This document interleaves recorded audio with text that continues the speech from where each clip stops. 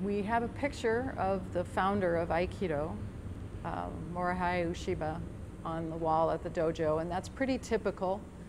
At the front of the dojo, there's a little display that we have sort of weapons and other materials, and it's attractively arranged. It has a very kind of Japanese feel to it. And we acknowledge and show our respect for the founder of Aikido by doing bowing. We bow to our partners, we bow to our instructors. It's bringing in some of the Japanese tradition into our practice. And some people are uncomfortable with that. The notion here in this country, bowing is associated with religious practice. But certainly in this case, it's simply a matter of showing respect.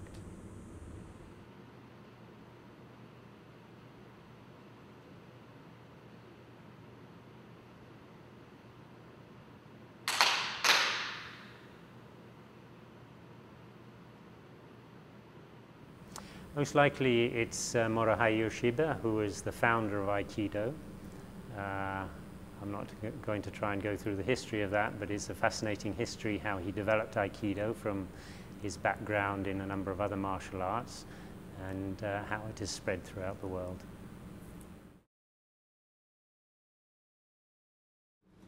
Well, I started practicing here at the Aikido of Tucson, which is the oldest dojo in town, but I understand that now there are some 8 or 9 schools of Aikido in Tucson itself. So there's a wide variety of places. It's very straightforward to get started in Aikido.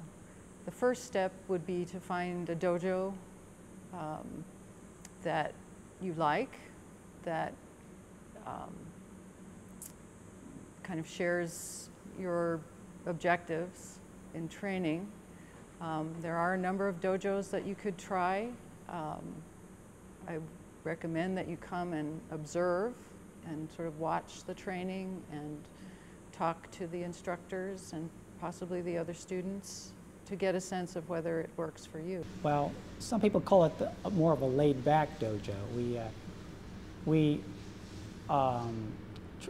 try to emphasize the students, the interaction between the students. We try to go behind the technique to try to learn them very thoroughly. That's what we like.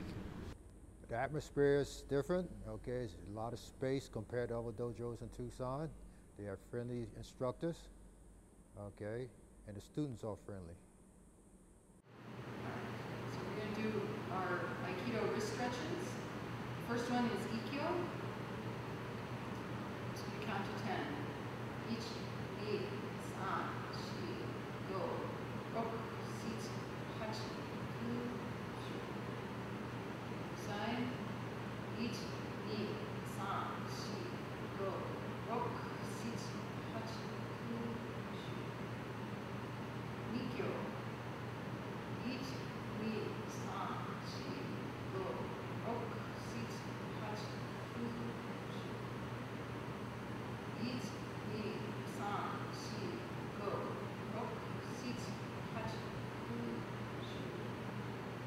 Sankyo. Ich, ni, san, shi, go, rok, sit, hach, ku, shu. Ich, ni, san, shi, go, rok, sit, hach, ku, shu. Rice. Ich, ni, san, shi, go, rok, sit, hach, ku, shu. Ich, ni, san, shi, go, rok, sit, hach, ku, shu. Stand up. So with these wrist stretches, there's a purpose behind them because we use the wrist stretches to control our partners. We get them to move. And the idea is that if we can immobilize their joints, that is, rotate their arms so that their wrist, their elbow, and shoulder are locked, then it's going to be easy for us to project our energy toward them and get them to move without a lot of effort on our part. This is Sankyo. Kurigaishi. Kurikyo.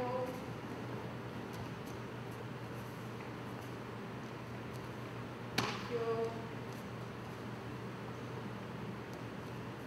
So it's just a way of controlling our partner to contain the situation. Well,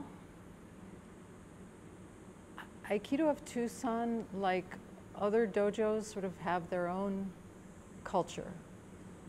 And I have to admit, I haven't been to the other dojos, so it's going to be hard for me to compare them directly. I certainly found what I was looking for when I came to Aikido of Tucson. I started my training here. I've never trained anywhere else. It certainly fits for me.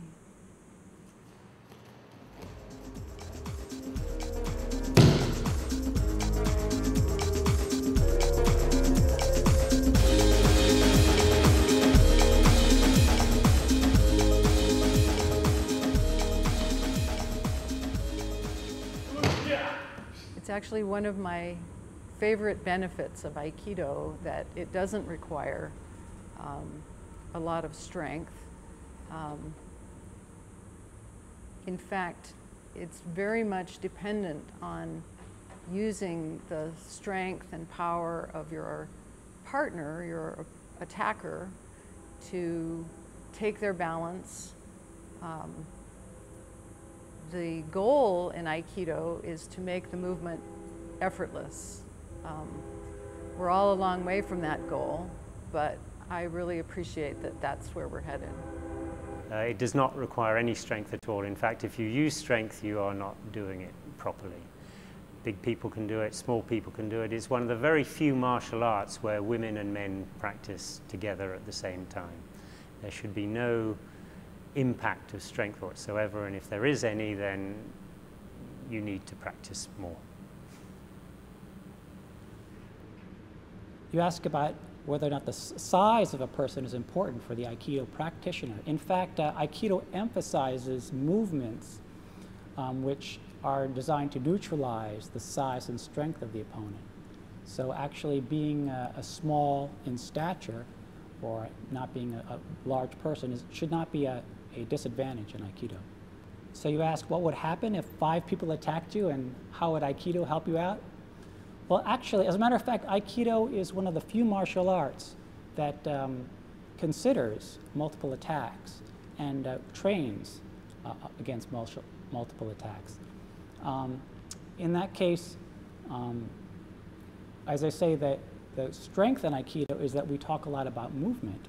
And not only how do we move against one particular attacker, but how would we move if a group of people were attacking us?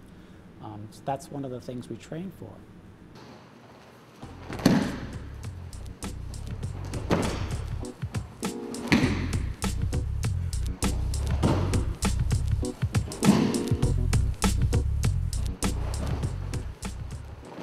Does it cost a lot of money to learn Aikido? No, not very much. It's very comparable to other classes, physical education classes, martial arts classes, that sort of thing. Does it cost a lot of money to practice Aikido? No, it does not cost a lot to practice Aikido. It's very reasonable. The cost of practicing Aikido is, I would say, moderate. Certainly at Aikido of Tucson, we're a not-for-profit dojo. Our dues go for paying for the space and the utilities that are necessary to maintain a training place for ourselves. And we make every effort to make that affordable and accommodate people if necessary, if there's hardship involved.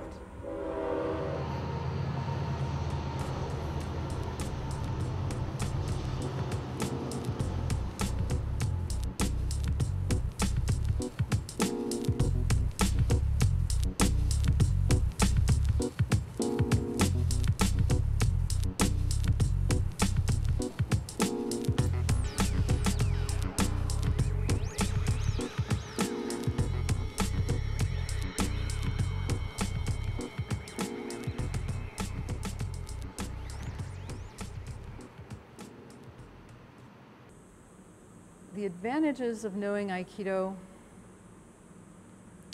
are tremendous. I think it's something that I discovered very early on in my training, that while it's unlikely, and certainly I hope never to find myself in a situation where I need to apply my Aikido physically, I find that the practice and the increasing understanding of the importance of staying centered, of moving from your center, has applications in everyday life, from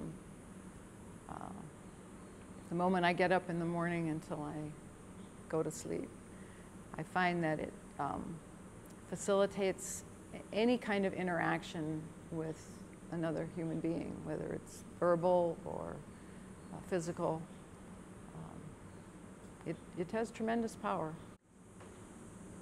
Well, I think that the world needs Aikido. And certainly it has a lot to bring to a community. I think it has the potential of being very valuable to bring into schools, bring into other contexts where people are learning how to interact with one another, learning how to interact constructively. I think it has that kind of potential.